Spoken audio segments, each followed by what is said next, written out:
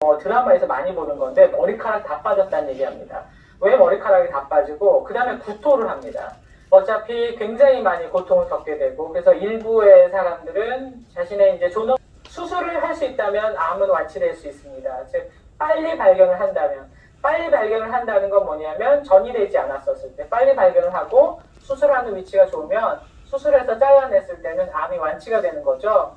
근데 그 중에 한 녀석이라도 한 세포라도 암세포가 남아있으면 다시 한번 나오기 때문에 5년 후에 생존율을 보게 되는데요. 이렇게 전이 돼서 다른 기관으로 갔었을 때는 완치 확률이라는 것은 거의 얘기를 할 수가 없고 화학요법을 해도 그렇게 효과를 많이 보지 않고 그랬었습니다. 그래서 늘상 고민이었던 거죠. 아주 오랫동안 40년대, 50년대부터 시작해서 90년대까지는요. 이 항암요법이라는 거는 수술의 시간을 놓쳤을 때는 많은 경우에 환자들한테 얼마만큼 더 살 수 있느냐의 문제였던 거지 완치라는 얘기를 할 수가 없었던 그런 때였었습니다. 만성 백혈병의 발병의 근본 원인을 타겟해서 약을 만들었는데 상품명 글리백이라는 이제 백혈병 치료제입니다. 이게 이마티닙이라는 약인데 이 약이 최초의 스마트 드럭이라고 기록을 하는 것이 맞습니다. 즉 뭐냐면 광범위하게 잘 모르겠는데 팩솔이 들어요. 아니면 시스플라틴이 들어요. 이런 식의 항암제가 아니라 만성 백혈병이 어떻게 해서 생기는지 원리를 정확하게 타겟해서 작용하는 항암제인 거죠. 그래서 스마트 드럭이라고 부르는데요. 이제는 그래서 이렇게 표적 항암제의 시대가 열렸습니다. 그 최초의 신호탄이 바로 글리백이었던 것입니다. 그리고 그 다음에 정상세포에 작용하지 않으니까 최고의 항암제였던 겁니다. 그래서 이게 임상시험에 들어갔었을 때 임상시험 1임상이 한 20명, 10몇 명 하는 거거든요. 1임상에서 효과가 너무 좋았어요. 이 만설백혈병 효과들이 너무 좋아서 이게 논문에 났었을 때 어떤 일이 벌어졌냐면 백혈병 환자들이 특히 저렇게 BCR-ABL에 의존성인 환자들이 당시 대통령이 미국에서는 빌 클린턴이었는데 백악관에 편지를 써요. 저거를 2임상, 3임상까지 기다렸다가는 우리는 못 살겠다.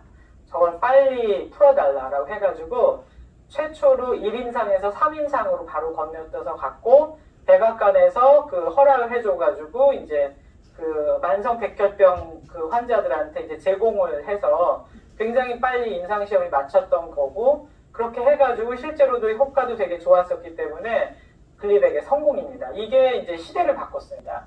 폐암의 발병 원인 중에 하나가 EGFR이라는 세포 수용체인데요. 이게 성장 호르몬 수용체를 받는 건데 여기에 특정 돌연 변이가 있어요. 그러면은 이제 신호 전달이 안 되게 돼 있어서 거기를 이제 타겟하는 약을 개발을 했어요. 그게 이제 이름이 이제 폐암에서 만들었는데 얘는 이제 상품명은 이레사라고 하고 이제 화물명은 제피티닙이라는데 얘는 더 많은 각광을 받았어요. 기대를 많이 했지 않습니까? 그런데 비흡연 여성한테서 봤더니 부작용도 한 번도 안 나타나고 그리고 효과가 너무 좋은 거예요. 그래서 폐암이 치료가 됐어요. 그게 이제 아주 유명한 의학 저널에 실렸습니다. 란셋이라는. 여기서 주목해야 될 게 있어요. 동양에서 그렇게 했어요.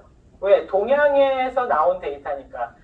무슨 얘기냐면 서양과 동양인의 유전자가 조금씩 이형적 차이가 있다라는 거를 알게 된 거고 해가지고 이제 예를 들면은 우리나라, 일본, 중국, 싱가포르 이런 곳에서 동양에서는 허락이 돼 있고요. 그 다음에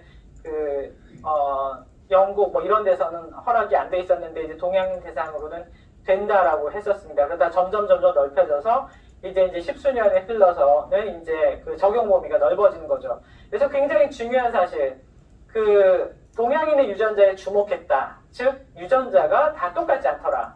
다르다라는 것에 주목했다는 게 이레사의 획기적인 사건이었습니다. 자 보세요. 한 40년 동안 그냥 항암제의 DNA 대사 약물이나 세포 분열 약물 쓰다가 이제 드디어 메커니즘을 알고 사람마다 다른 암에 우리가 주목을 하게 됩니다. 당시 한국에서 어땠냐면 저 글리백은 한 달에 한 500만 원 정도를 썼어야 했다고 해요. 왜? 우리나라에는 저게 무슨 무상 공력 이런 게 아니고 표적 항암제가 나오기 시작하니까 저 약을 쓰면 될지도 모르는데 아는데 못 쓰는 사람과 이제 자유롭게 쓰는 사람 혹은 그 시도를 해보는 사람 이런 군들이 생기는 거죠. 그래서 이게 실제로는 사회복지의 문제와 그 과학이 연결돼 있구나라는 걸 제가 알게 됐는데요. 그런 생각을 하면서는 이제 뭐냐면 보험제도하고 이 제약업계의 여러 가지 이득과 그 다음에 이제 인류복지에 기여해야 된다는 게 이게 동떨어진 문제가 아니라 완전히 다 톱니바퀴처럼 굴러가는 것이었던 것이고 마지막으로 제가 말씀드릴 그 항암제는 뭐냐면 그렇게 그냥 구분한 거 말고 우리 몸의 면역계를 이용합시다라고 해가지고 면역 항암제가 나왔습니다. 암세포를 원래 인식을 해야 되는데 암세포가 회피작용을 하거든요. 면역계가 못 알아보도록. 그걸 거꾸로 이용한 겁니다. 그래서 이 둘 간의 관계를 아예 여기서 그 항체를 만들어서 그냥 차단을 시켜요. 그래서 뭐 면역의 관문을 차단하는 면역 관문 억제제를 만들었더니 뇌암도 모두 다 치료가 되고 폐암도 모두 다 치료가 되고 흑색종암이 치료가 됐다는 거죠.